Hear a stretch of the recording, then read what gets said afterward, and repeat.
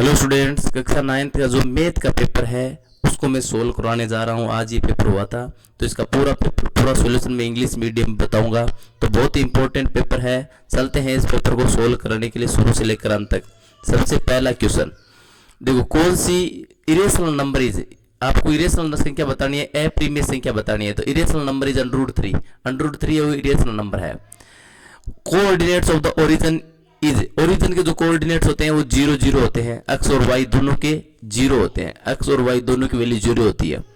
Maximum addition of angle on straight angle, straight angle है उसमें सभी एंगल्स का जो ज्यादा से ज्यादा एडिशन है वो कितना होता है, 180 डिग्री होता है। Sum of the interior angle of a triangle, triangle के जो इंटीरियर एंगल्स है उनका सम कितना होता है, 180 डिग्री होता है।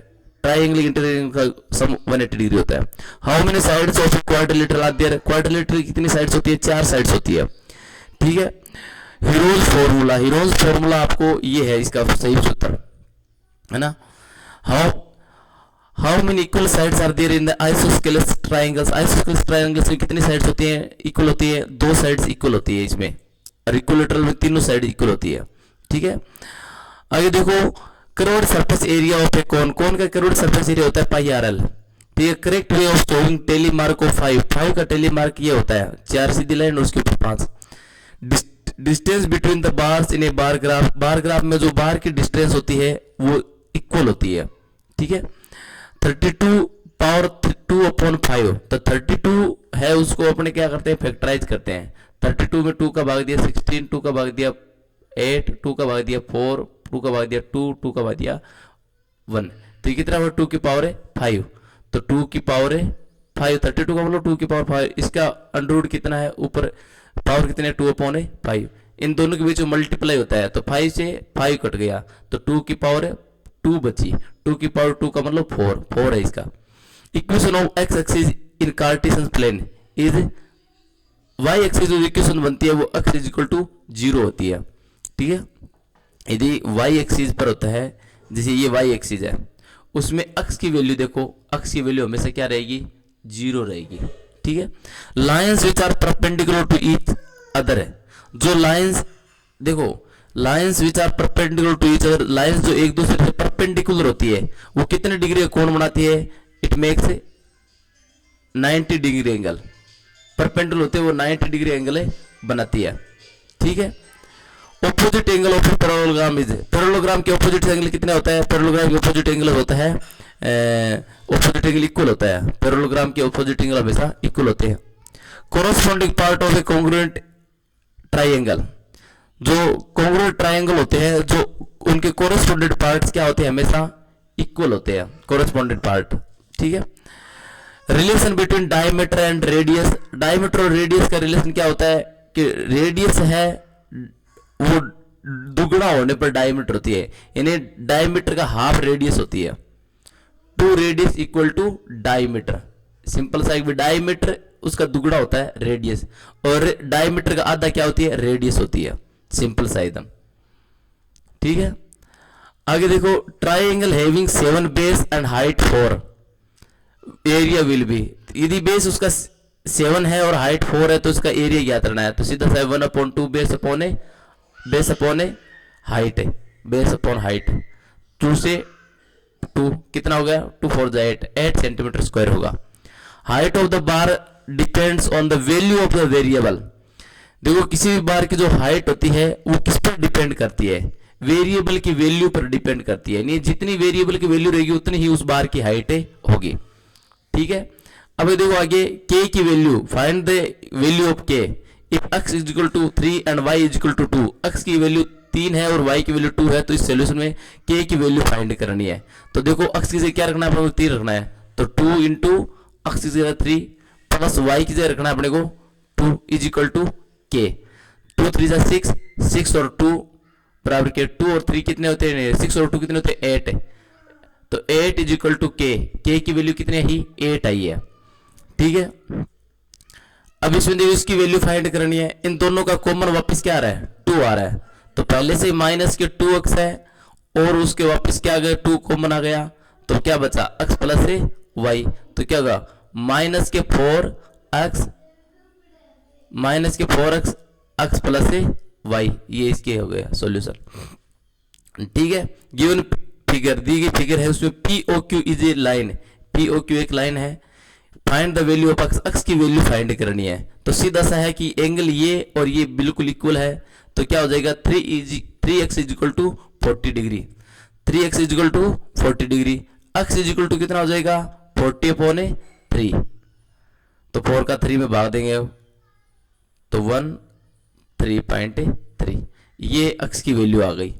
ठीक है, x की वैल्यू अपने को फाइंड करनी थी। और ये जो है ना लाइन सेगमेंट, इससे जो ये angle of incidence is equal to angle of a reflection, incidence और रिफ्लेक्शन के बराबर होते हैं, तो इसमें 40 है तो 3x की वैल्यू कितनी आनी चाहिए 40, तो 3x is equal to 40 degree, x बराबर आ गया 13.3 डिग्री।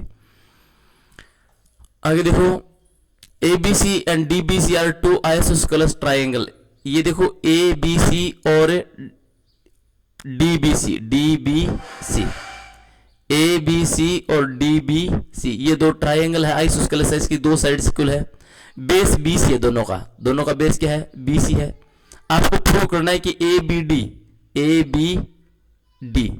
एंगल ABD ये एंगल और एंगल ACD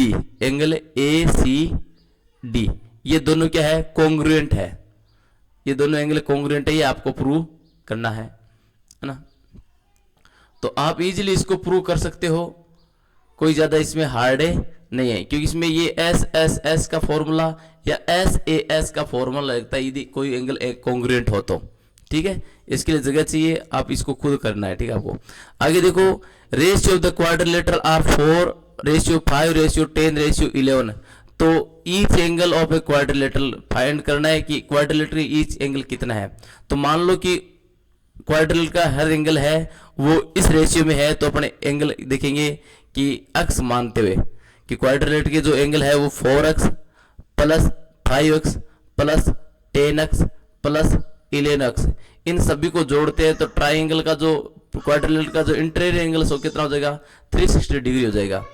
इनको जोड़ते हैं तो कितना हो जाएगा 30 degree, 30x is equal to 360 degree, x is equal to कितना हो जाएगा 360/30, इसका इसमें भाग देंगे कितना आएगा 12, तो x की वैल्यू कितना आ रही है 12 आ रही है। सिंपल सा ये रेशियो दिया हुआ है एंगल्स के, इंटरनल एंगल्स का, तो आपको क्या मानना है x मानना है 4x 5x 10x और 11x। ठीक है, इन तीनों सभी एंगल्स को जोड़ते हैं तो अपने आना चाहिए 360 डिग्री, क्योंकि ट्राइंगल जो क्वाड्रिलेटरल है उसके इंटीरियर एंगल्स हमेशा, कोई भी पॉलीगॉन उसका इंटीरियर एंगल 360 डिग्री होता है, तो 360 डिग्री ये जोड़ने पर होते हैं। x की वैल्यू कितना आएगी 12 डिग्री आएगी। ठीक है, अब देख लो अपना पहला x माना, अपने पहला एंगल माना 4x है, तो 4x x ये क्या है 12 है, तो 4 × 12 कितना हो गया 48। आपने 5x माना दूसरा एंगल, तो 5 × x कितना है 12, ये कितना हो गया 60 डिग्री। तीसरा एंगल 10x, 10 × x क्या है 12 है, तो क्या होगा 120 डिग्री। और चौथा है 11x, 11 × x कितना है 12 है, तो कितना हो गया 12 और 132 डिग्री। तो ये एंगल्स आ गए अपने प्रत्येक एंगल। ठीक है, पहला एंगल, दूसरा एंगल, तीसरा एंगल और ये चौथा एंगल। आगे देखो फिगर में ट्राइंगल ABC 69 डिग्री, ये ट्राइंगल ABC ये जो है ना वो कितना है 69 डिग्री है, और ACB AC और B ये एंगल कितना है 31 degree. Angle find the angle BDC, इस एंगल को फाइंड करना है। पहले A को फाइंड करो, आप A को फाइंड होने के बाद B फाइंड हो जाएगा ऑटोमेटिक। तो देखो एंगल A फाइंड करेंगे, देखो एंगल सीधा सा है, एंगल B कितना है 69 डिग्री, एंगल C कितना है 31 डिग्री, और एंगल A अपने को फाइंड करना है। अब देखो सिंपल सा है कि ट्राइंगल के जो तीनों एंगल्स होते हैं उनका इंटीरियर एंगल्स उनका योग 180 डिग्री होता है। तो देखो angle A plus angle B plus angle C कितना होना चाहिए 180 degree. Angle A plus B कितना है 69 प्लस C कितना है 31 डिग्री बराबर कितना होना चाहिए 180 डिग्री। एंगल A अपने को फाइंड करना है, तो देखो ये जोड़ दिया अपने 69 और 31 कितने होते हैं? 100 होते हैं। तो 180 डिग्री माइनस 100 निकाल लो। एंगल ए कितना होगा? 80 डिग्री। एंगल ए की वैल्यू कितनी आई? 80 डिग्री। अब ये 80 डिग्री है तो ये भी क्या रहेगा? 80 डिग्री रहेगा। तो angle A is equal to angle A D. क्यों है? क्योंकि जो लाइन सेगमेंट के इंटीरियर एंगल्स होते हैं वो इक्वल होते हैं। लाइन सेगमेंट जो एंगल बनते हैं, line segments angle are equal, वो हमेशा क्या रहते हैं? इक्वल रहते हैं। लाइन सेगमेंट एंगल इक्वल रहते हैं। तो ए यदि 80 डिग्री है तो डी भी कितना रहेगा? 80 डिग्री रहेगा। ठीक है, ये कर दिया। आगे को question number 25। Semi perimeter of a triangle plot is 50 centimetre.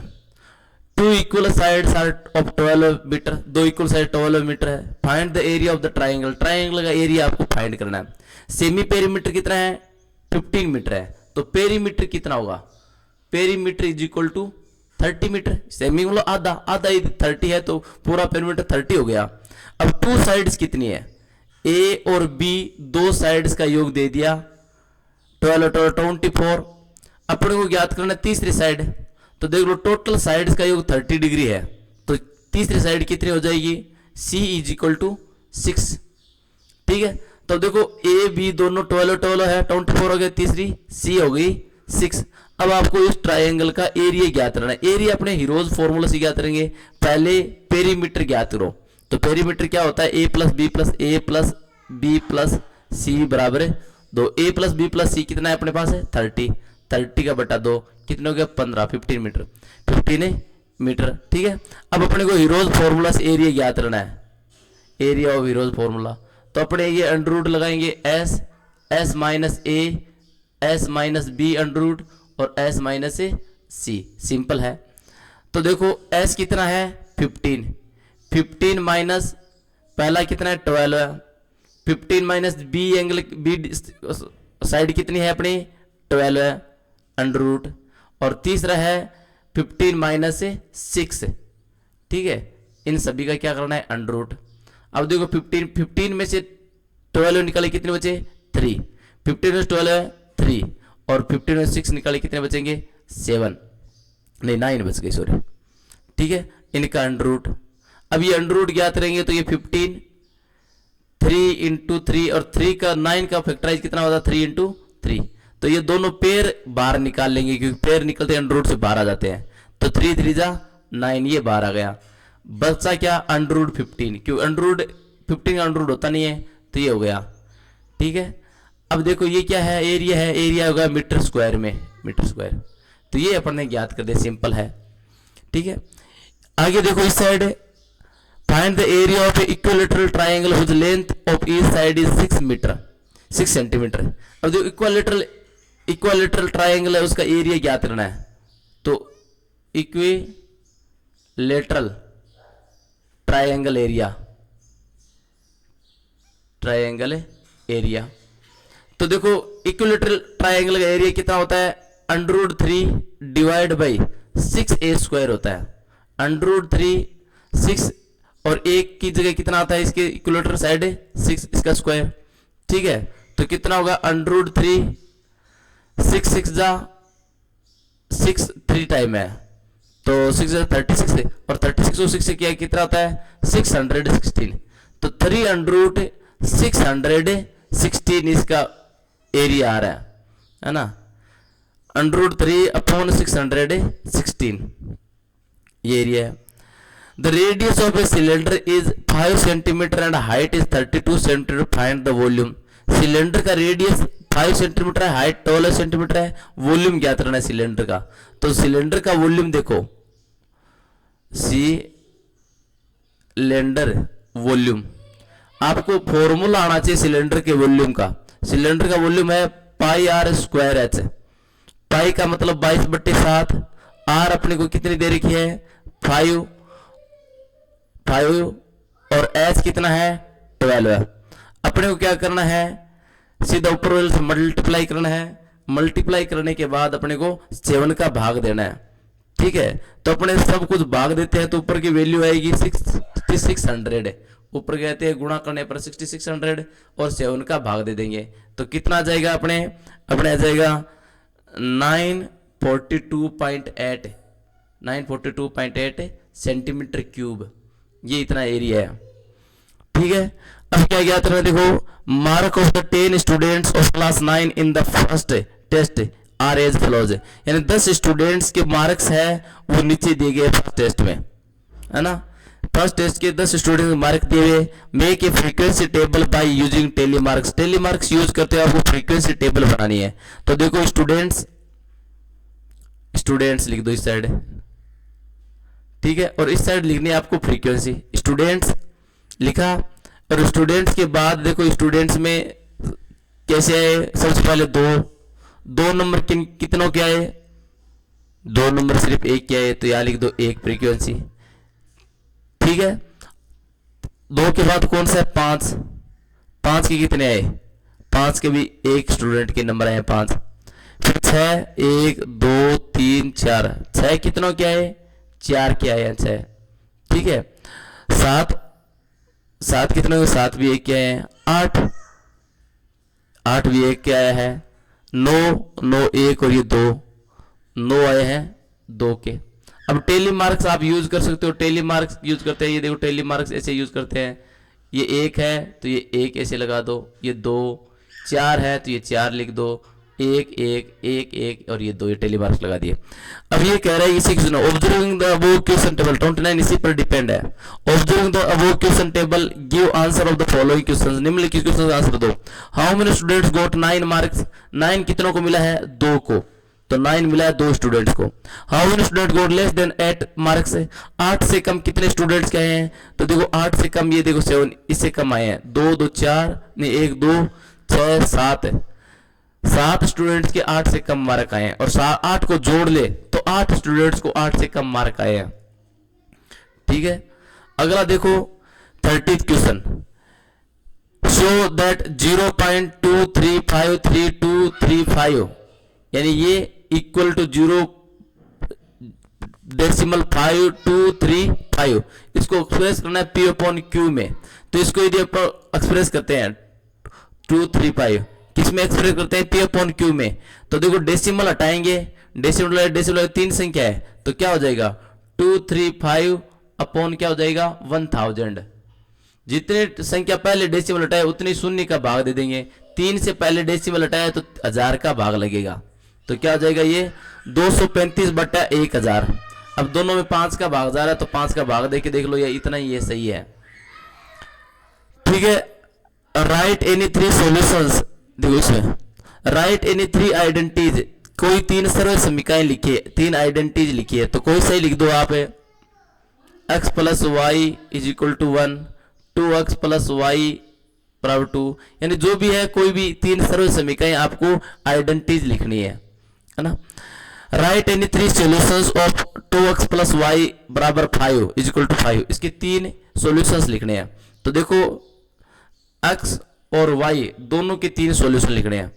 अपने लिखते हैं x की जगह 1, x की जगह यदि 1 लगाते हैं, x की जगह 1, तो x इंटू x की जगह 1 हो गया, प्लस y = 5, 2 1 जा 2, तो देखो y बराबर कितना हो जाएगा, 2 को 1 से गुणा किया तो 2 होता है, ये 2, प्लस y = 5, y बराबर क्या होगा 5, ये 2 प्लस इस साइड क्या हो जाएगा -2 हो जाएगा, तो कितना बचेगा, यदि x की जगह 1 लेते हो तो y की जगह हो जाएगा 3। अब x की जगह 2 लेके देख लो, x की जगह अपने 2 लेंगे तो ये कितना हो जाएगा 4, 2 2 जा 4। अब इसमें से 4 घटाने पड़ेंगे तो कितना बचेगा, y = 1। यदि इसकी जगह 2 लेते हैं तो y की जगह कितना आएगा, 1 आएगा। अब x की जगह 3 लेके देख लो, 2 इंटू x की जगह 3 प्लस y = 5, 2 3 जा 6 प्लस y = 5, y बराबर क्या होगा 5 -6 हो जाएगा, तो y की वैल्यू हो जाएगी -1।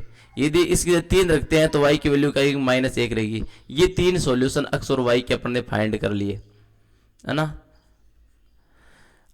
आगे देखो right the quadrants of these points, in points के क्वाड्रेंट्स लिखने हैं। अब देखो -2 और -3, -2 और -3 के कौन सा क्वाड्रेंट होगा? थर्ड क्वाड्रेंट होगा, क्योंकि ये दोनों प्लस प्लस होते हैं, है ना, पहला क्वाड्रेंट। और दूसरा क्या होता है? माइनस और प्लस होता है। तीसरा माइनस माइनस होता है, तीसरा क्वाड्रेंट, है ना। और चौथा क्या होता है?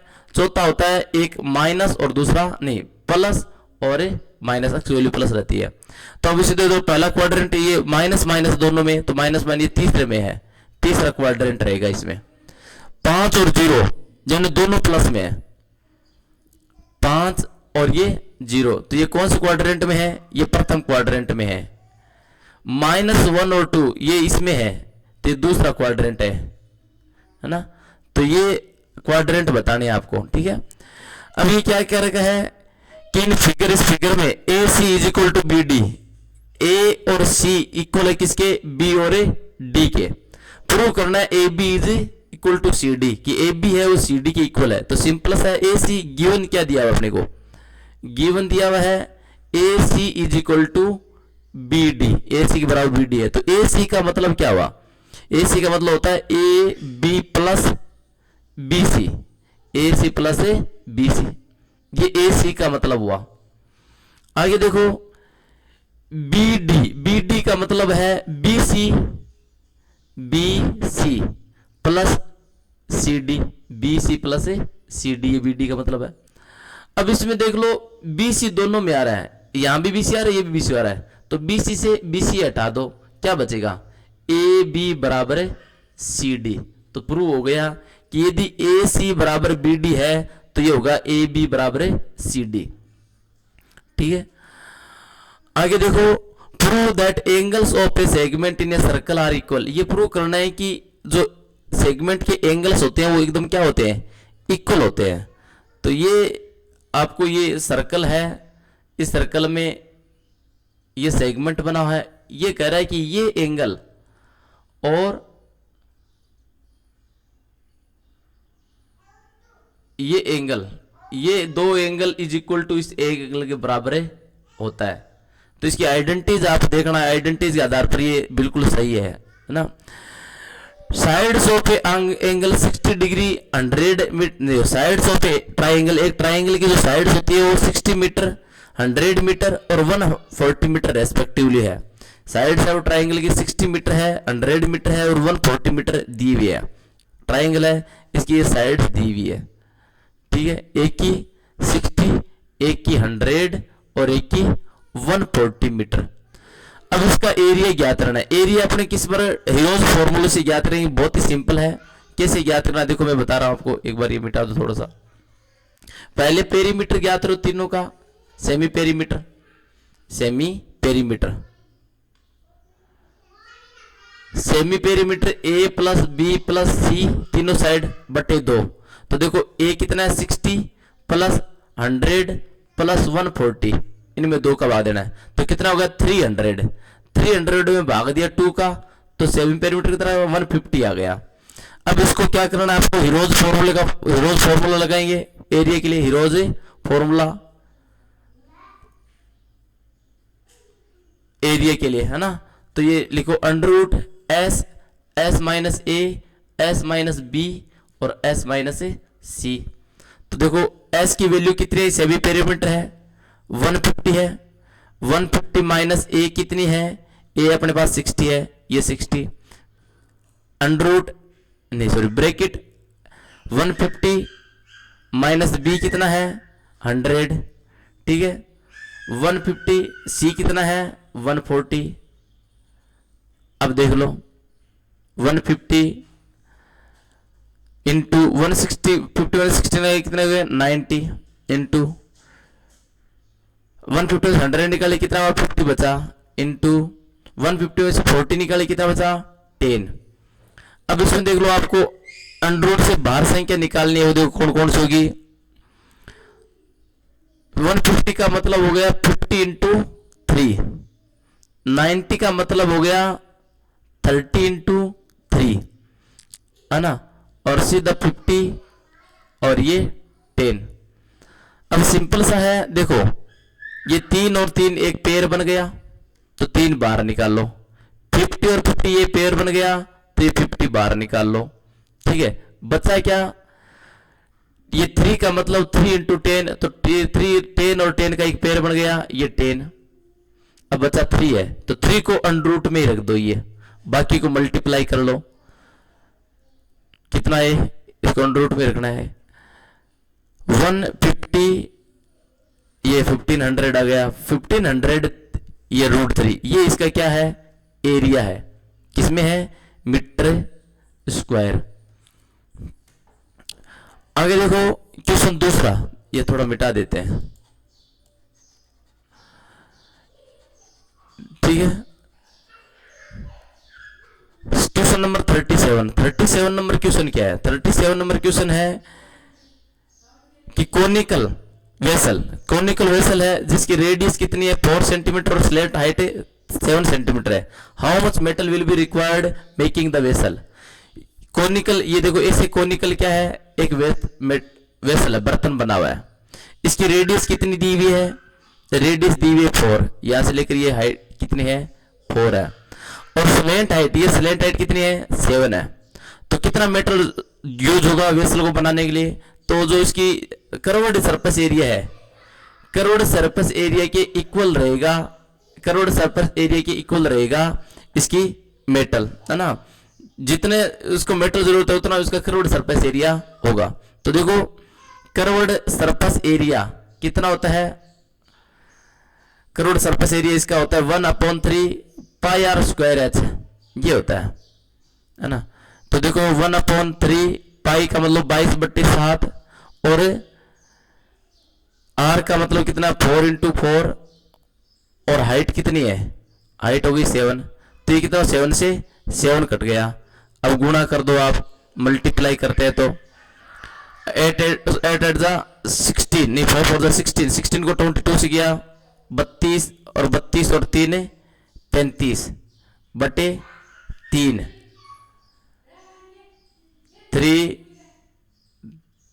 3 जा 3 और बचे कितने 2 7 जा। ठीक है, तो ये आगे जो भी है इतना इसका करोड़ सरफेस एरिया है, करोड़ सरफेस एरिया है, सेंटीमीटर में नहीं है तो सेंटीमीटर स्क्वायर। अब कितने मेटल की जरूरत होगी, इतने ही सरफेस, इतने ही मेटल की जरूरत होगी। वह 117 सेंटीमीटर स्क्वायर मेटल की इसको जरूरत पड़ेगी, धातु की जरूरत पड़ेगी। आगे देखो,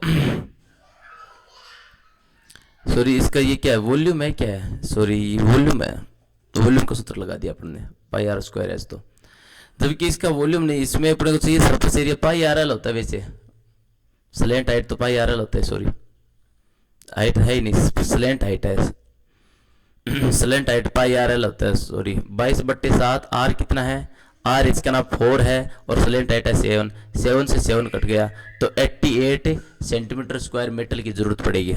ये करना है, ये नहीं करना है, ये वॉल्यूम का लगा दिया फॉर्मूला, सॉरी। सिर्फ सरफेस एरिया ज्ञात करना है और सरफेस एरिया के लिए ऊपर यदि करोड़ सरफेस एरिया ज्ञात करना है तो पाई आर एल सूत्र लगाना है आपको। ठीक है, हाँ crore surface area, crore surface area. ठीक है, आगे देखो अगला क्वेश्चन, ये दिया हुआ सर्वे कंडक्ट किया गया है ऑर्गेनाइजेशन द्वारा, illness and death among the women, महिलाओं के बीच जो बीमारी और डेथ है उसका सर्वे दिया गया है, सर्वे किया हुआ है।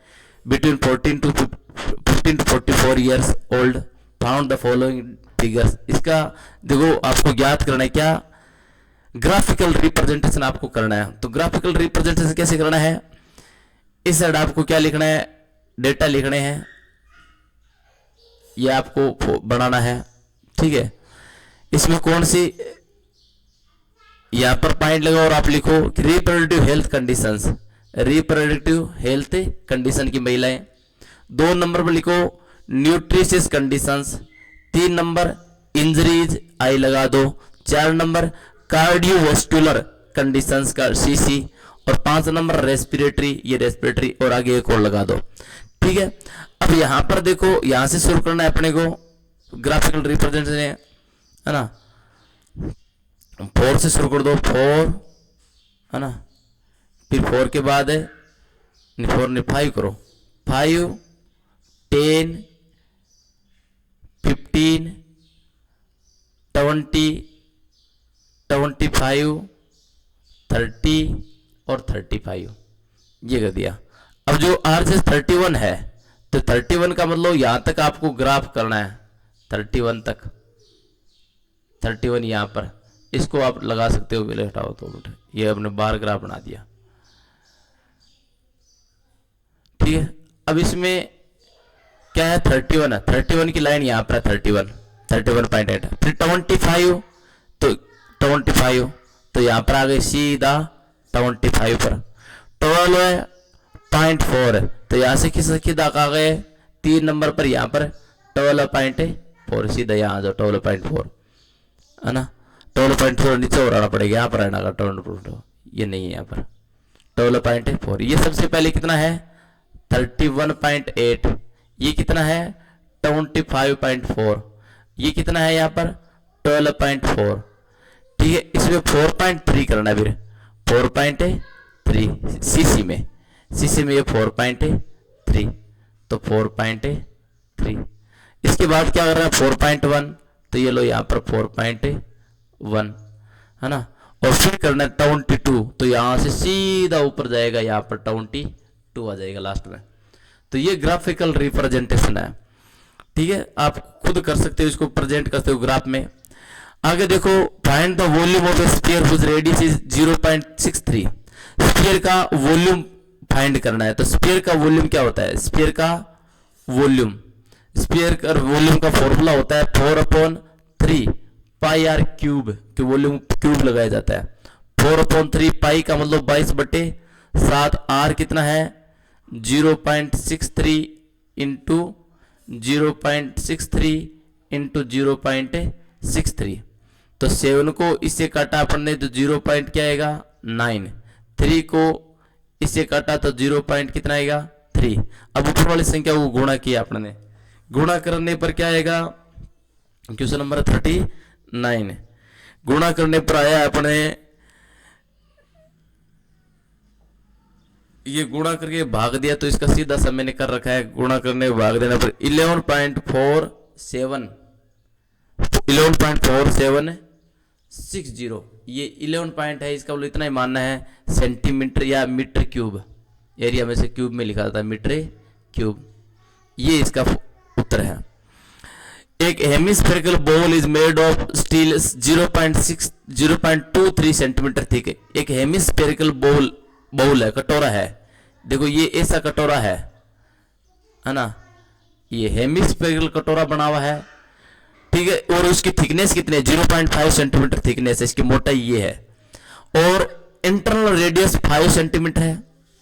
Find the outer crore surface area, outer crore surface area ज्ञात करना है। तो देखो इंटरनल जो ये थिकनेस है वो रेडियस से जुड़ जाएगी, तो रेडियस कितनी हो जाएगी, इसकी रेडियस हो जाएगी 5.25 कि इंटरनल रेडियस ये है, फिर थिकनेस जुड़ जाएगी तो 5.25 हो गया। अब इसका क्या ज्ञात करना है अपने को, crore surface area. Crore surface area किसका, स्फीयर का, हेमिस्फीयर का करोड़ सरफेस एरिया होता है, और 2 पाई आर स्क्वायर। तो 2 पाई का मतलब 22/7 और रेडियस कितनी है 5.25 इंटू 5.25, ठीक है। अब इनको ऊपर वाली संख्या से गुणा करना है, ऊपर वाली संख्या से गुणा करना है, गुणा करके 7 का भाग देना है। तो गुणा करके 7 का यदि भाग दे तो कितना आएगा 173.25 आएगा, ये आएगा। अब देखो ये दो फिगर दी हुई है, इनके मेजर्स दिए हुए हैं, फाइंड करना है कि किसकी कैपेसिटी ज्यादा है। तो दोनों के वॉल्यूम आपको क्या करना है, ठीक है। इसका वॉल्यूम होता है 1/3 पाई आर स्क्वायर एच, ठीक है। इसका वॉल्यूम होता है पाई आर स्क्वायर एच सीधा, ठीक है। तो देखो 1/3 पाई का मतलब 22/7, आर का मतलब कितना है, इसमें आर 3 दे रखी है, 3 × 3 और हाइट कितनी है 5। इसमें देखो 22/7, आर कितनी है आर 3 और हाइट कितनी है 3। अब इनका यदि एरिया ज्ञात किया अपन ने तो कितना आ रहा है 33/330/7, और इसका एरिया वॉल्यूम आ रहा है वो 594/7। तो दोनों का बेस एक जैसा है, ज्यादा कौन सा है, ज्यादा इसका है 594। तो किसकी कैपेसिटी ज्यादा है, इस सिलेंडर की जो कैपेसिटी है वो ज्यादा है। Cylinder has the more capacity of liquid, liquid की सिलेंडर के पास ज्यादा कैपेसिटी है। अब देखो ये दिया हुआ है, अपने को ग्राफिकल रिप्रेजेंटेशन करना है, फ्रीक्वेंसी पॉलीगॉन ऑफ द वो डेटा, ऊपर डेटा की फ्रीक्वेंसी बनानी है आपको, ठीक है। तो सीधा सा सिंपल है, आप क्या करना है, यहां पर देखो, यहां पर लिख देते हैं ये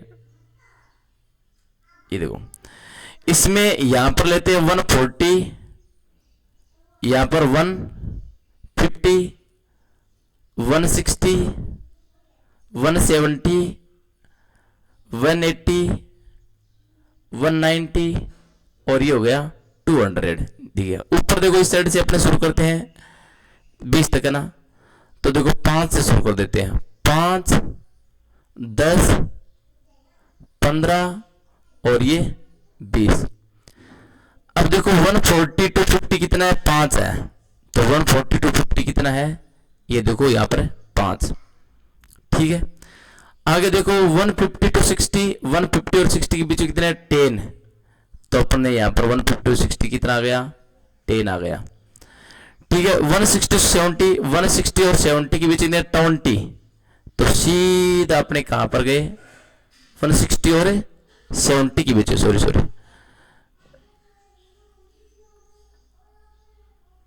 यहां पर आ गए 70, ठीक है, 20 तक। 20 से सीधा क्या आ गए, 9 आ गए, किस पर, 80 तक, 80 तक सीधा अपने कहा आ गए वापस से यहां 9 पर आ गए।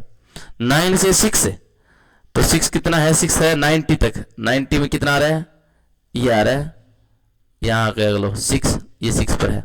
6 से अपने 200 पर 200 पर कितना आ गया अपने, ये 2 आ गया, 2 एकदम नीचे। तो ये देखो ये अपने ग्राफिकल रिप्रेजेंट किया पॉलीगॉन में, इस प्रकार आपको रिप्रेजेंट करना है सीधा डेटा। इसी प्रकार इसमें देखो आपको क्या करना है, हिस्टोग्राम बनाना है। हिस्टोग्राम बनाना क्या बनाना है, देखो following table show the salaries of the employ working in factory, factory में जो एम्प्लॉय वर्किंग कर रहे हैं सैलरी के आधार पर वो दिया गया है, हिस्टोग्राम को में रिप्रेजेंट करना है। तो देखो इसी प्रकार हिस्टोग्राम में हिस्टोग्राम में क्या होता है, जो रेक्टेंगल्स होते हैं वो चिपके होते हैं एकदम। तो ये अपन ने क्या बना लिया, सीधी लाइन आपको खींचनी है, ये एल बना लिया। अब इसको देखो ये क्या है, ओरिजिन है, अक्स है 0 है, उसके बाद इस साइड देखो ये है 10,000, 10,000, फिर 20,000, उसके बाद 30,000 की सैलरी, फिर 40,000, 40,000, 5,000 बढ़ रही क्या, अच्छा यहाँ ऐसे कर दिया, चलो बीच में लिख देते हैं, ये 15,000, 20,000, ये 25,000, ये 35,000 और 35,000 के बाद ये 40,000। अब देखो आपको बनाने हैं इस साइड से 10 तक है ना, अच्छा 16 तक है, तो 5, 10, ये 2 ले लो, 2, 4, 6, 8, 10, 12, 14 और ये हाईएस्ट 16, ठीक है। मजदूर हो गए इस साइड, मजदूरों की संख्या इस साइड है और इस साइड है सैलरीज, यहां लिख दो आप सैलरी और उस साइड लिख दो एम्प्लॉइज, ठीक है। 10 से 15,000 के बीच में कितने हैं, 10 से 15,000 के बीच में अपने हैं, 10 से 15,000 के बीच 10 है, तो यहां से सीधे लगना है 10 से 15,000 के बीच में अपने हैं 10, तो ये लगा दिया। अब देखो 15 से 20,000 16, 15 से 20,000 सीधा 16, 15 से 20,000 ये 16 आ गया सीधा यहाँ पर, ये रेक्टेंगल चिपके होने चाहिए, बार ग्राफ नहीं ये। और फिर 20 से 25,000 14, 20 से 25,000 के बीच कितना है 14 है, 14 से यहां से लो, तो फिर 20 से 25,000 ये लो 14, 25 से 30,000 5 है, 25 से 30,000 कितना है 5 है, तो 5 यहां पर ले लो, 25 से 30,000 ये 5, फिर 30 से 35,000 कितना है 3 है, तो 30 से 35,000 ये है 3। तो ऐसे आपको क्या बनाना है, हिस्टोग्राम बनाना है, ठीक है। अब ये क्या दिया हुआ है कि dome of building in form of hemisphere, कोई बिल्डिंग है उसका जो डोम है वो हेमिस्फीयर में है, ठीक है। Inside white wash the cost of 498.96 है। यानी अंदर की जो व्हाइट वॉश करने की कॉस्ट है वो 498.96 लगी है। तो cost of white washing is 2 रुपये पर स्क्वायर मीटर, और हर स्क्वायर मीटर के कितने रुपए दिए? 2। तो आपको सरफेस एरिया डोम का फाइंड करना है इनसाइड का। तो सिंपल सा है, देखो कॉस्ट कितनी लगी टोटल? 498.96 ये कॉस्ट लगी। और रेट कितनी थी? रेट थी 2 मीटर 2 रुपीज पर स्क्वायर, यानी हर स्क्वायर के कितने मिलिए?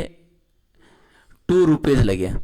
तो एरिया कितना होगा? सिंपल सा है, एक देखो एक स्क्वायर मीटर के 2 रुपये लगे, तो इतनी कॉस्ट कितने हो गए? 2 का भाग दे दो, 498.96 है, इसमें अपने 2 का भाग दिया तो एरिया आ जाएगा 24948, ये मीटर स्क्वायर, ये क्या हो गया? अपना एरिया आ गया। ठीक है, अब ये ठीक है, ये एरिया आ गया, ये एरिया पूछा है। अब कह रहा है volume of the air inside the dome, अंदर का एरिया जो वॉल्यूम है वो ज्ञात करना है। तो वॉल्यूम कितना होता है हेमिस्फीयर का?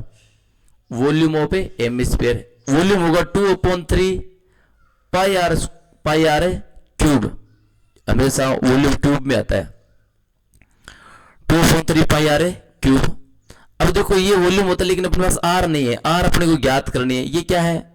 ये है सरफेस एरिया। सरफेस एरिया कितना होता है हेमिस्फीयर का? हेमिस्फीयर का सरफेस एरिया होता है 2 पाई are square.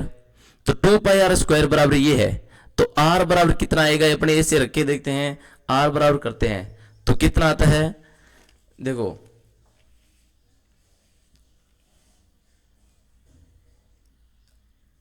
Pi are square, square की वैल्यू इसमें आर बराबर 7 आएगा, आर स्क्वायर बराबर 49 आता है, तो आर बराबर कितना आता है? 7 आता है। आर अपने पास आ गया 7, रेडी 7 आ गई, तो 2/3 ये अपने वॉल्यूम क्या कर लें? 2/3 पाई का मतलब 22/7, आर का मतलब आर क्यूब है, आर को 3 बार कर दिया, 7 से 7 कट गया। ऊपर वाली संख्या को गुणा करना है। ठीक है, ऊपर वाली संख्या को अपने गुणा करके भाग देते हैं किसका? 3 का। तो देखो ये 4 को 22 से किया तो 44 हो गया, 44 को 49 से करना है, 44 इंटू 49 अपॉन 3। ठीक है, तो गुणा कर लो इसको, 44/49, 9 चौक 36, 7 पाई 3, 9 चौक 36 और 3 कितने होते हैं? 39, 66 अपॉन 61 कैरी 1, 61 और 17, तो कितना होता है? 6 5 10 और 1 कितने होते हैं? 11 और ये 2, ये आ गए टोटल। इसमें 3 का भाग और देना पड़ेगा, 7 3 जा 21, आगे 5 लिया तो 1 3 जा 1, घटाए 2 6, तो क्या 8 जा 24 2, तो वापस कितना आया? 8 आएगा। तो कितना आएगा area? 718.8 metre square, metre cube, ये एरिया है उसका डोम का। अब देखो इसके थ्रू में दिया हुआ, देखो सिंपल है, वॉल्यूम ऑफ स्फीयर ज्ञात करना है, एरिया दिया हुआ है स्फीयर का। तो स्फीयर का एरिया की सरफेस एरिया, देखो surface area of a sphere, sphere का सरफेस एरिया कितना होता है? 4 पाई आर स्क्वायर। ठीक है, और इस ये कितना दिया हुआ है? 616। तो देखो 4 की जगह 4 पाई का मतलब 22/7, आर स्क्वायर बराबर 616। आर स्क्वायर बराबर क्या होगा? 616 इंटू 7/88। अब आर स्क्वायर कितना होगा? इसका इसमें भाग दिया तो 7 टाइम जाएगा, तो आर बराबर हो गया 7। आर स्क्वायर बराबर 7 इंटू 7 है, तो आर बराबर कितना होगा? 7। ये आ गया अपने रेडियस, इससे एरिया से। अब अपने को वॉल्यूम ज्ञात करना है, तो वॉल्यूम ऑफ स्फीयर, स्फीयर का वॉल्यूम कितना होता है? 4/3 पाई आर क्यूब।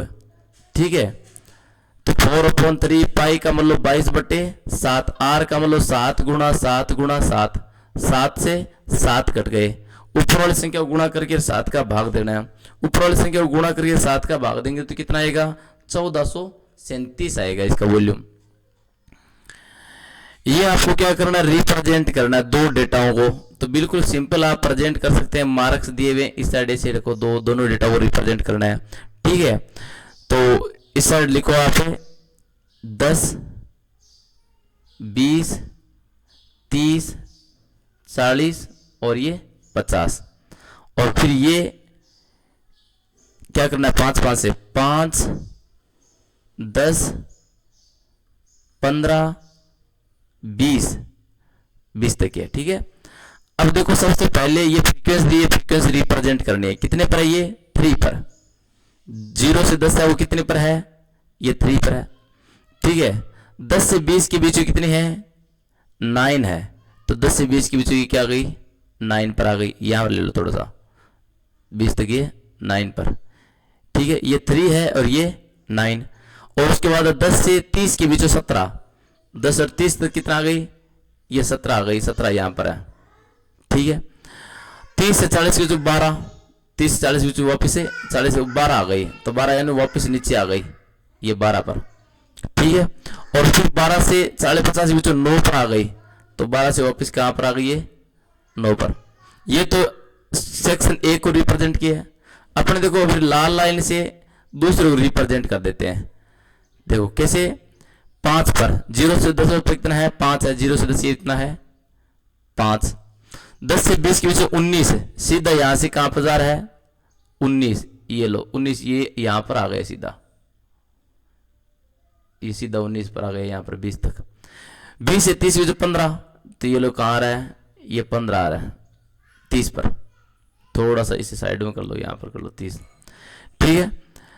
और 30 से 40 के जो 20, 30 से 40 पर कितना आ रहा है, यहां पर सीधा 20 आ रहा है। 40 से 50 1, और 40 से 50 सीधा यहां पर क्या आ रहा है, 1 पर आ रहा है। तो दोनों डेटाओं अपने ग्राफिकली रिप्रेजेंट किए, ऐसे ही अपने इसको रिप्रेजेंट करना है, ठीक है। धन्यवाद।